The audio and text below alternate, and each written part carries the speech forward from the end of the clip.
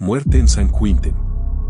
En la mañana del 7 de junio de 2013, el Departamento de Correcciones de California divulgó un comunicado breve y directo. Richard Ramírez, de 53 años, prisionero en el corredor de la muerte de la Penitenciaría Estatal de San Quentin, había muerto por fallo multiorgánico. Sin señales de violencia. Sin circunstancias inusuales. Un final silencioso para uno de los nombres más temidos en la historia criminal de Estados Unidos. El anuncio recorrió las redacciones a toda velocidad. Richard Ramírez, conocido en todo el país como el Night Stalker, el acechador nocturno, el mismo hombre que, entre 1984 y 1985, sembró el pánico en barrios enteros del sur de California con una serie de crímenes desconectados, brutales y, hasta cierto punto, inexplicables. Un depredador que parecía surgir de la nada, actuar sin patrón y desaparecer antes de que alguien pudiera reaccionar. Aunque ya llevaba casi 3 décadas encarcelado, su muerte reabrió heridas aún sensibles. Familiares de las víctimas ofrecieron breves entrevistas, algunas emocionadas, otras simplemente aliviadas. Para ellos, el cierre no llegó con el arresto, ni tampoco con la sentencia. El verdadero final solo llegó con la confirmación de que él no regresaría, ni siquiera como memoria viva en audiencias de apelación. Pero para las autoridades involucradas en el caso, y para los profesionales que siguieron aquella larga trayectoria judicial, el fin de Ramírez reavivó otra cuestión, que quedó sin resolver en esa investigación. ¿Sería posible reconstruir con total claridad cómo ese nombre se convirtió en símbolo del miedo urbano en los años 80? ¿Cuántas víctimas existieron realmente? ¿Y cuántas pistas quedaron en las sombras, ocultas por la urgencia mediática o por las limitaciones forenses de la época? Volver al inicio significa revisitar un periodo caótico de Los Ángeles. Una ciudad en crecimiento, aún marcada por la desigualdad y la tensión social. Entre 1984 y 1985, los habitantes del condado de L.A. vivían con alarmas instaladas apresuradamente, luces encendidas durante la madrugada y un miedo generalizado que iba mucho más allá de la criminalidad común. Las autoridades sabían que enfrentaban algo distinto. Y durante mucho tiempo, no sabían a quién. Las primeras señales de conexión entre los casos surgieron lentamente. Registros policiales dispersos, testimonios que parecían inconexos y ninguna huella dactilar útil. La prensa, aún sin nombre para el sospechoso, creó apodos para intentar darle sentido a lo inexplicable. Pero uno permaneció: Night Stalker. El nombre no solo se impuso, moldeó el miedo colectivo. Años después, esa etiqueta parecería simplista. Pero en su momento, ayudó a unir los casos.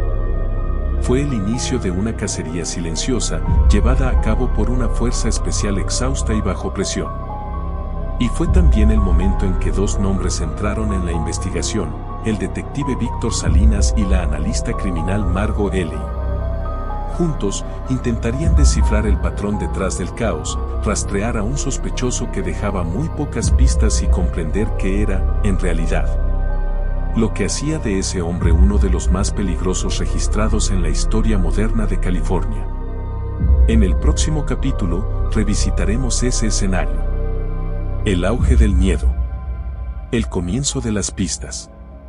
Y las primeras señales de que el Night Stalker no era solo una sombra entre los barrios, sino alguien real, metódico y, poco a poco, identificable. Sombras en Los Ángeles.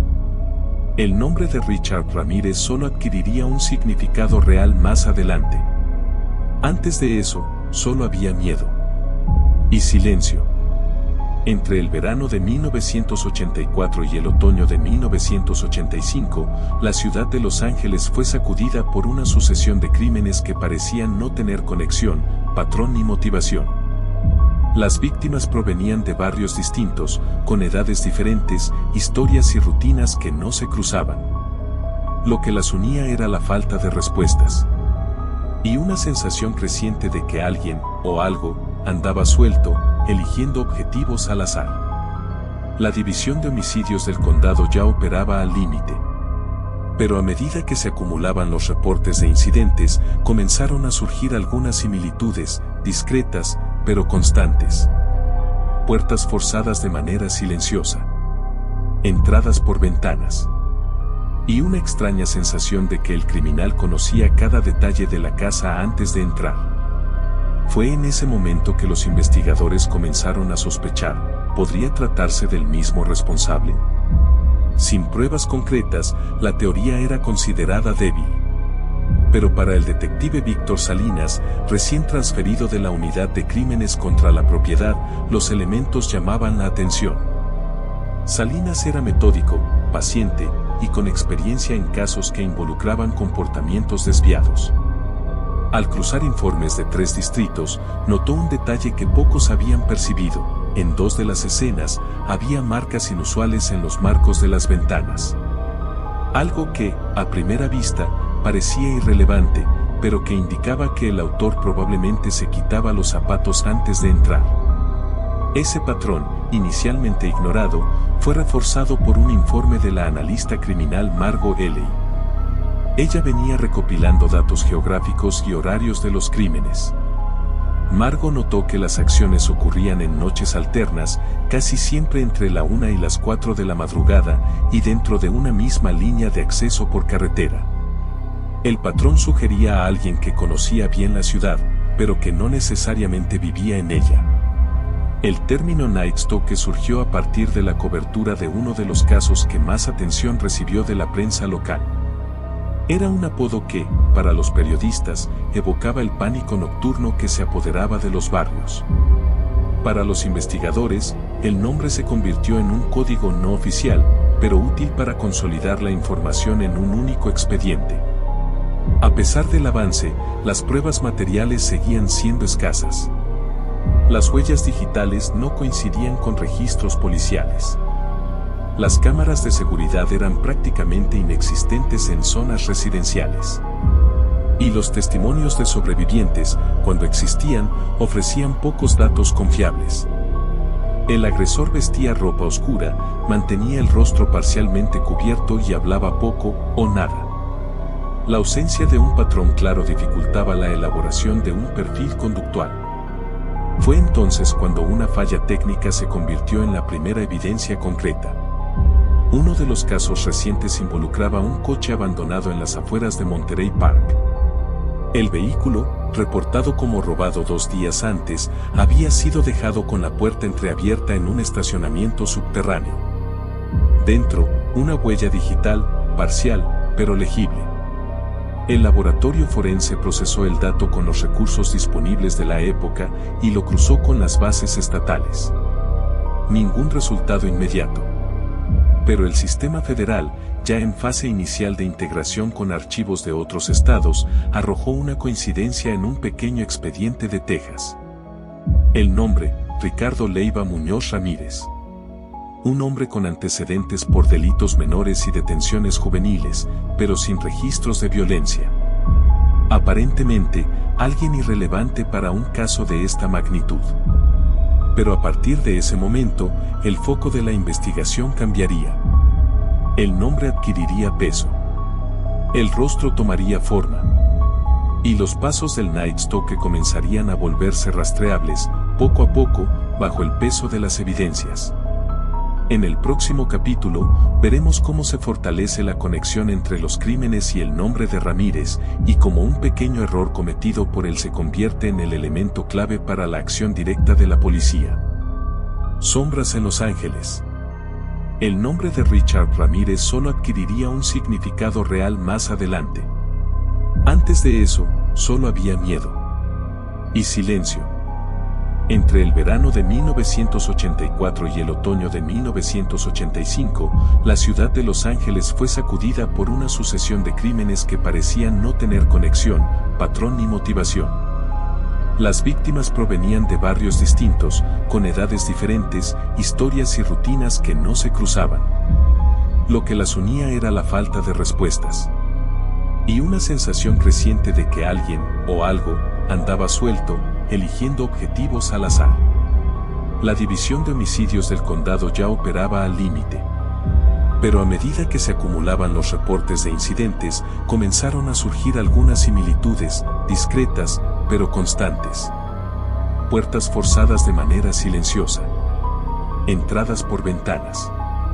Y una extraña sensación de que el criminal conocía cada detalle de la casa antes de entrar.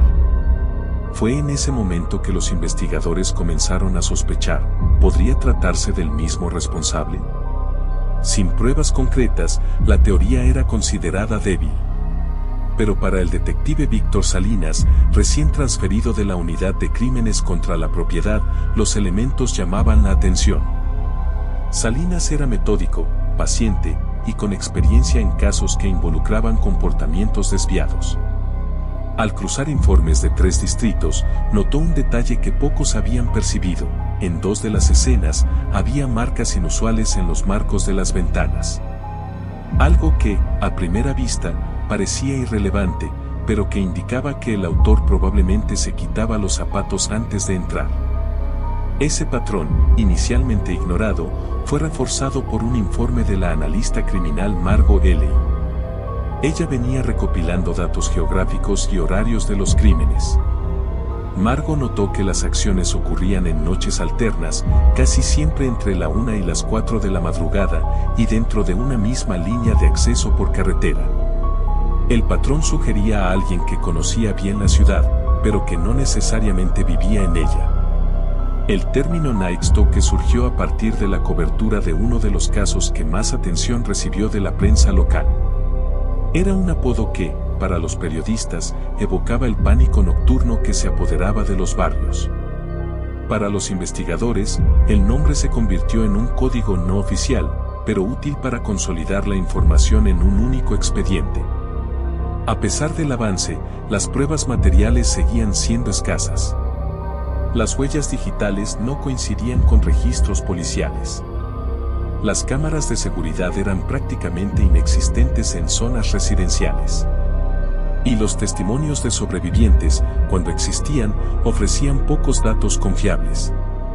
El agresor vestía ropa oscura, mantenía el rostro parcialmente cubierto y hablaba poco o nada.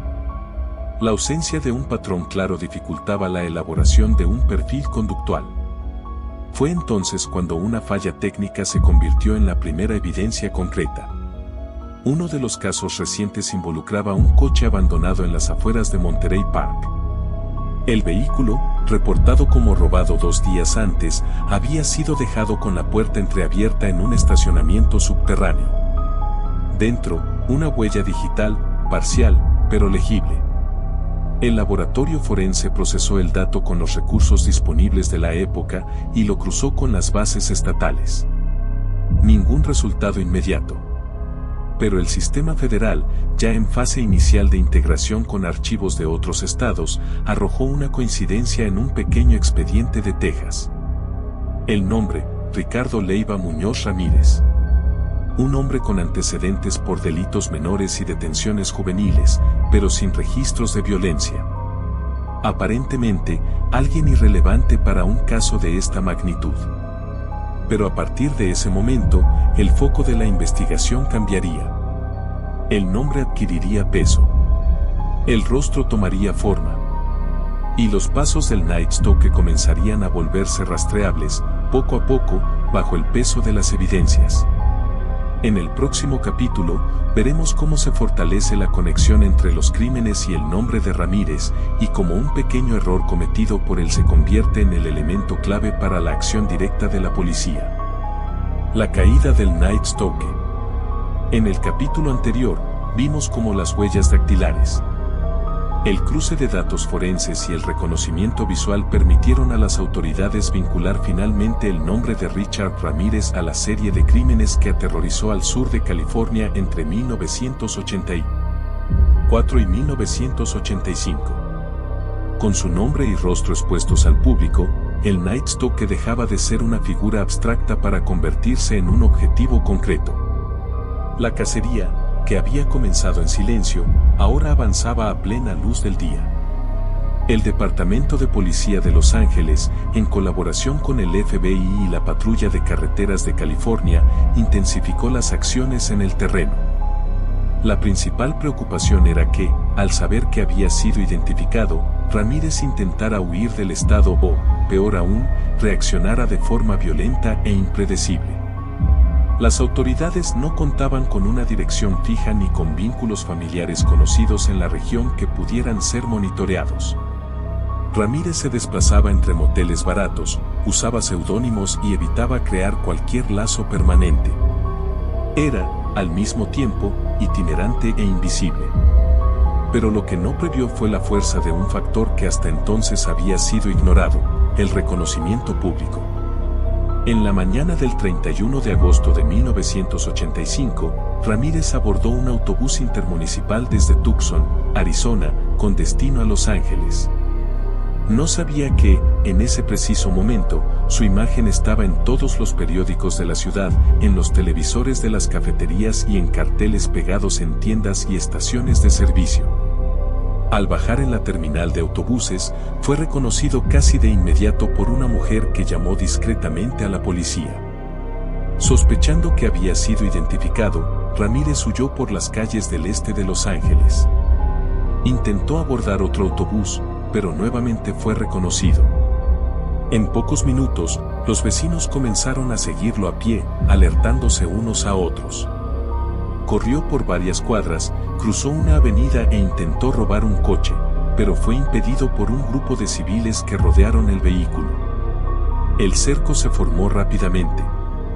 Uno de los vecinos lo detuvo con la ayuda de otros residentes. Cuando llegó la policía, ya estaba reducido. No hubo enfrentamiento. Por primera vez desde el inicio de los crímenes, el Night Stalker estaba bajo custodia. La detención de Ramírez no cerró inmediatamente el caso. Por el contrario, abrió una nueva etapa, más compleja, más extensa y profundamente técnica. A partir de ese momento, comenzó el proceso de reunir todas las pruebas necesarias para responsabilizarlo formalmente por cada una de las acusaciones. El material recolectado en distintos condados debía ser organizado en una sola causa federal. Las pruebas físicas, huellas, rastros biológicos, objetos personales hallados en las escenas, fueron reprocesadas con el apoyo de laboratorios especializados. Además, decenas de testigos debían ser escuchados.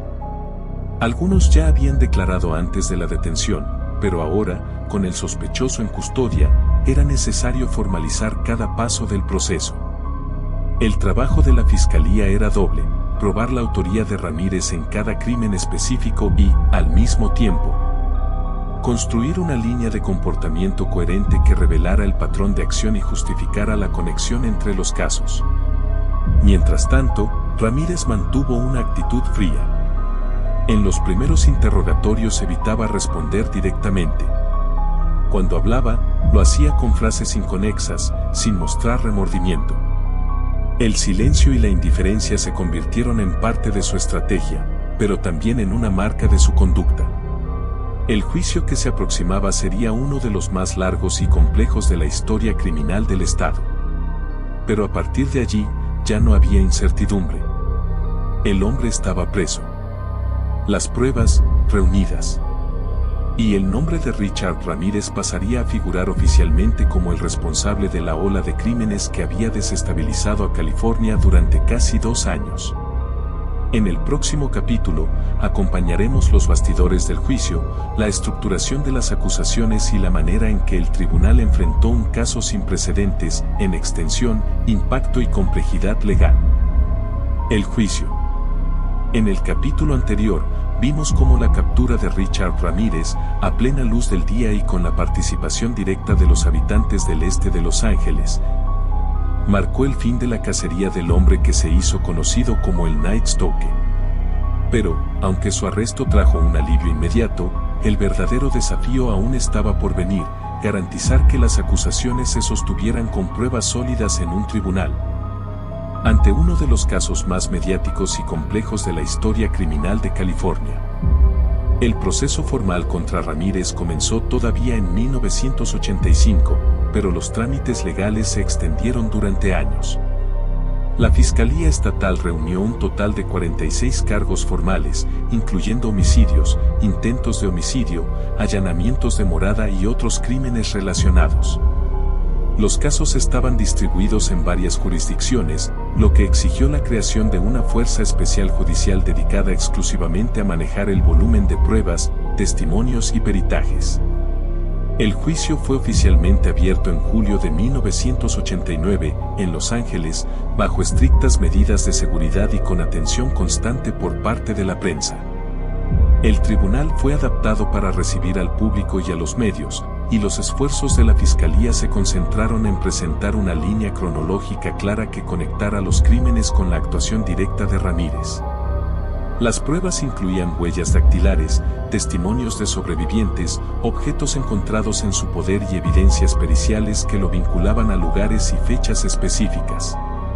La Fiscalía también se apoyó en el trabajo de Margot Elley, quien presentó al jurado un análisis de patrones de movimiento y comportamiento, demostrando cómo la elección de las víctimas y los desplazamientos de Ramírez obedecían a un esquema estratégico, aunque no perfectamente organizado. La intención era demostrar que los crímenes no fueron cometidos al azar, sino que formaban parte de un ciclo planificado y repetitivo. Durante las sesiones, el comportamiento de Ramírez llamó la atención. Se mantenía indiferente, a veces con una leve sonrisa, y en muchos momentos se negaba a hablar. No colaboraba con su defensa y evitaba incluso interactuar con sus propios abogados. Esta actitud tuvo un impacto directo en la opinión pública, reforzando la percepción de frialdad y desconexión emocional. La defensa, por su parte, intentó argumentar la fragilidad de parte de las pruebas y sugirió que la implicación del acusado en algunos de los crímenes podría haber sido sobreestimada. También alegaron que la exposición mediática había contaminado el juicio, creando un ambiente hostil y poco imparcial. Sin embargo, la solidez de las pruebas materiales y el cruce de testimonios terminaron por fortalecer la posición de la acusación. Tras meses de audiencia y un análisis minucioso de las evidencias, el veredicto fue pronunciado el 20 de septiembre de 1989. Richard Ramírez fue declarado culpable de 13 cargos de homicidio, además de múltiples violaciones criminales adicionales. La sentencia fue anunciada al año siguiente, pena de muerte, a cumplirse en la Penitenciaría Estatal de San Quentin, donde permanecería en el corredor de la muerte hasta el final de su vida. El juicio fue cerrado oficialmente en 1991, pero el impacto del caso persistiría durante décadas. La cobertura mediática y la repercusión social transformaron al Night Stalker no solo en un nombre de las páginas policiales, sino en un símbolo del miedo urbano y de la complejidad de las investigaciones criminales en grandes metrópolis. En el próximo capítulo, acompañaremos los desenlaces finales, los años de prisión, los recursos negados y el cierre definitivo del caso con la muerte de Ramírez en 2013. Un final silencioso para una historia que comenzó en las sombras y terminó tras los muros de una prisión de máxima seguridad. El juicio.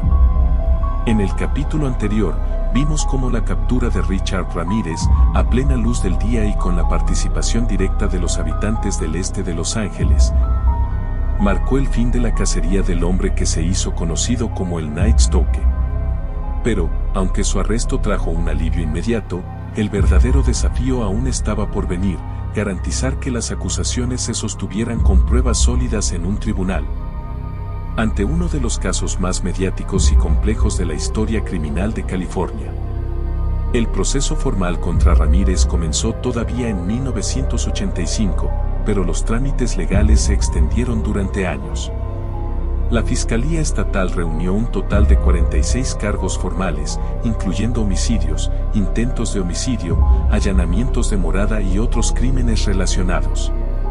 Los casos estaban distribuidos en varias jurisdicciones, lo que exigió la creación de una fuerza especial judicial dedicada exclusivamente a manejar el volumen de pruebas, testimonios y peritajes. El juicio fue oficialmente abierto en julio de 1989 en Los Ángeles, bajo estrictas medidas de seguridad y con atención constante por parte de la prensa. El tribunal fue adaptado para recibir al público y a los medios, y los esfuerzos de la Fiscalía se concentraron en presentar una línea cronológica clara que conectara los crímenes con la actuación directa de Ramírez. Las pruebas incluían huellas dactilares, testimonios de sobrevivientes, objetos encontrados en su poder y evidencias periciales que lo vinculaban a lugares y fechas específicas. La Fiscalía también se apoyó en el trabajo de Margot Elley, quien presentó al jurado un análisis de patrones de movimiento y comportamiento, demostrando cómo la elección de las víctimas y los desplazamientos de Ramírez obedecían a un esquema estratégico, aunque no perfectamente organizado. La intención era demostrar que los crímenes no fueron cometidos al azar, sino que formaban parte de un ciclo planificado y repetitivo. Durante las sesiones, el comportamiento de Ramírez llamó la atención. Se mantenía indiferente, a veces con una leve sonrisa, y en muchos momentos se negaba a hablar. No colaboraba con su defensa y evitaba incluso interactuar con sus propios abogados. Esta actitud tuvo un impacto directo en la opinión pública, reforzando la percepción de frialdad y desconexión emocional. La defensa, por su parte, intentó argumentar la fragilidad de parte de las pruebas y sugirió que la implicación del acusado en algunos de los crímenes podría haber sido sobreestimada. También alegaron que la exposición mediática había contaminado el juicio, creando un ambiente hostil y poco imparcial. Sin embargo, la solidez de las pruebas materiales y el cruce de testimonios terminaron por fortalecer la posición de la acusación. Tras meses de audiencia y un análisis minucioso de las evidencias, el veredicto fue pronunciado el 20 de septiembre de 1989. Richard Ramírez fue declarado culpable de 13 cargos de homicidio, además de múltiples violaciones criminales adicionales. La sentencia fue anunciada al año siguiente, pena de muerte, a cumplirse en la Penitenciaría Estatal de San Quentin, donde permanecería en el corredor de la muerte hasta el final de su vida. El juicio fue cerrado oficialmente en 1991, pero el impacto del caso persistiría durante décadas. La cobertura mediática y la repercusión social transformaron al Night Stalker no solo en un nombre de las páginas policiales, sino en un símbolo del miedo urbano y de la complejidad de las investigaciones criminales en grandes metrópolis. En el próximo capítulo, acompañaremos los desenlaces finales, los años de prisión, los recursos negados y el cierre definitivo del caso con la muerte de Ramírez en 2013. Un final silencioso para una historia que comenzó en las sombras y terminó tras los muros de una prisión de máxima seguridad.